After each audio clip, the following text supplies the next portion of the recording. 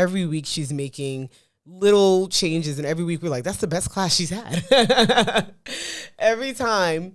And it just kind of reminds me, when you pay attention to something and you practice something, there's no choice but for it to improve, essentially. Think about this life gem right here.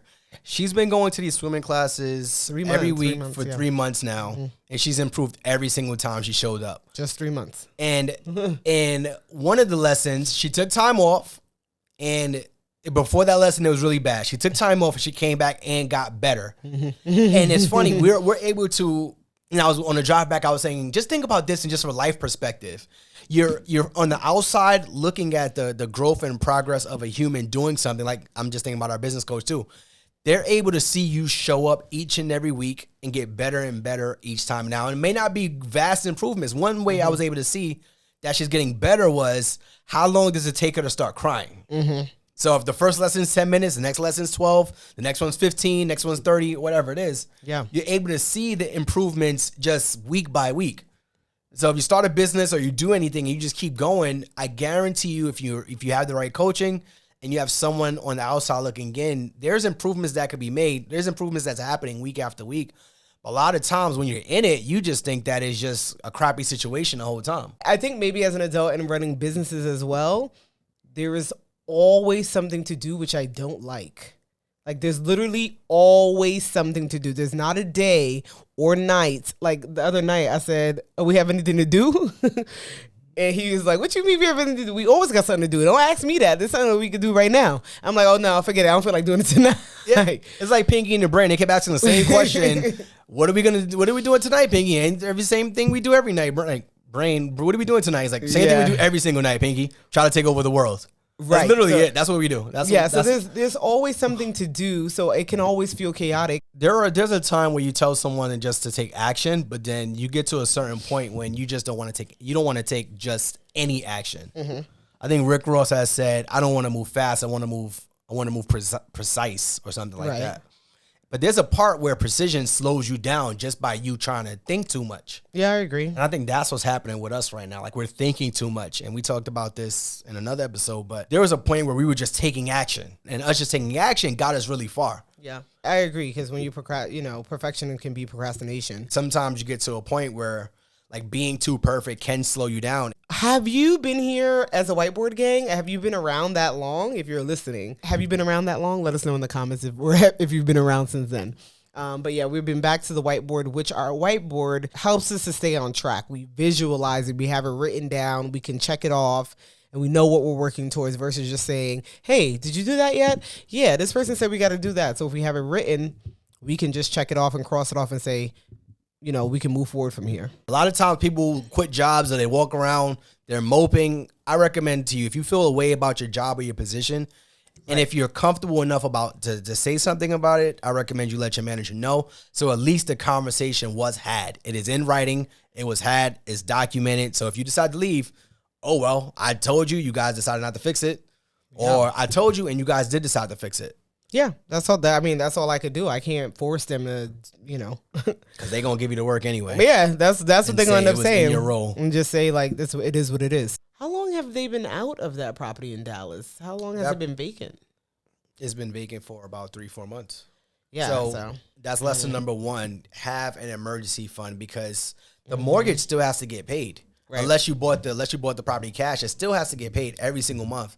You turn the utilities off, there's still gonna be things that come up. You gotta mow the lawn, or you're gonna get a fine, you're gonna get a ticket for that. So you gotta have an emergency fund. Now, the amount of emergency fund, 3-4 months of a vacant property is not ideal. But also the property is not too expensive. It's not like it's a $400,000 property, so that makes a difference too. It does make a difference, but having that emergency fund. So when we bought any house we buy, we got to know that there's going to be times where it's going to be vacancy. So and we got to be able to afford it. And we got to be able to afford that vacancy. Now, having a house that's $500,000 and being able to afford the vacancy of $3,000-$4,000 a month mortgage is completely different. It would hurt. We don't got no property like that. That would be like where you need to find somebody ASAP. Some of the things we learned from our first property was we needed to have a property manager, because I wasn't driving out an hour out in Dallas to go see the property. I wasn't driving out. We were doing it for a little bit. And then they turned it over and it was a complete wreck. and I wasn't able to go out. I mean, I was able to go out there, but it wasn't things I was thinking about. So we hired our property manager. We was like, all right, we got to have somebody to go out there and check on this property throughout the time, because here was our experience previously. So those are things we did, or things that we learned from our first experience with that tenant. And we're continuing to learn things too. You can't rely on them 110%. So like while this property was vacant, one thing we did was stay on their ass. We was on their ass about everything. Like, why is it vacant? How many applicants we got? Because they getting 1 or 2. I'm like, all right, I'm gonna sign up for these hiring. I'm gonna sign up for these platforms myself. I'm gonna sign up for these Zillows or Realtor.com or Section 8 websites. I'm gonna start bringing candidates in, because in my mind, it's just like a business funnel. There is a funnel. The more eyes you get on that property, the more people you get to apply, the more likelihood you get somebody to be accepted. So staying on them about that stuff and not allowing them to 100% control the asset itself. Yeah. Those are some things that I'd say we've learned over these last couple months. And you've been very well with your customer service, because, wow. I just realized, I think in life, when it's like, I need something from the person, and even though they are wrong, I don't know that now is the time to tell them, because it's not going to go anywhere. That's a gem. That's what I think about in conversations. Like, and sometimes, I mean, when I used to get on the phone with clients with our cleaning business, I used to tell people, like, when they started going, I'm like, well, I was being respectful. Can we maintain that same thing? There's no reason for anyone to be yelling. Like, and I always say it just like that too. And most of the times people come down.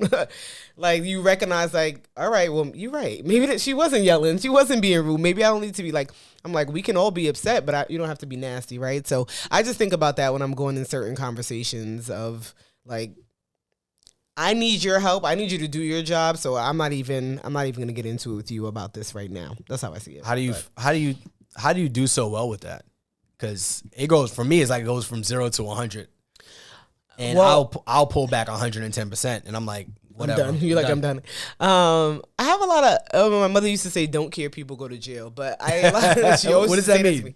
Because I always be like, "I don't care." She says it to this day. I always say, "I don't care, I don't care." And she's like, "That's true. Don't care, people go to jail." My thing is, we have an outcome. We need an outcome on something. Me saying, "Well, you're supposed to call me at 2:00," ain't getting me to the outcome, right? Mm-hmm. That's how it's not the time to be coaching them in business. Yeah, it's really not. Unless there's something like I need to have a relationship with you, or I feel it's necessary, like a continued conversation, then I'm not going to put my energy into the nonsense. That's how I see it. November is going to be 6 years, so it's been about 5.5 years that we had this cleaning business. We put an operation manager in place once we had our daughter, so February 2022 is when we put her in place, and every month we're like striving, to hit a certain goal. But we've been very intentional about our marketing, and we speak about that a lot for us specifically, and most of our, students. You have to put some money into the marketing. You have to put money into marketing to kind of see the result and continue to see it grow. And we do online marketing because we don't do door-to-door. We don't do any of that. So we do a lot of online marketing or not face-to-face marketing. So we've been focusing a lot on that, with her sending out email or text campaigns, or we even at one point did like a cold audience with mailing it to their home for about 1,000 people. We didn't get a return on that one, but we did mail some stuff to some of our reoccurring people to get them back, or if they used to be reoccurring, we did see some return on that. So we're just trying different things when it comes to marketing. Even being 5.5 years into the business, we always have to continue to market our business. So one of the things where we were just talking about with just our goals of real estate, it was like, all right, one thing we want to do is if we could have enough cash flow, meaning we have enough where all of our expenses are covered for the actual property, and where the money we're making covers our mortgage. Because we was like, all right, we could buy all the properties in the world, but like, what's the goal? Yeah. So just like when we were trying to pay off our debt, we kind of took it like, all right, if we make enough money just to pay off, extra $1,000 a month or $2,000 a month, or just pay some extra money like on our bills, like having that goal makes things more attainable.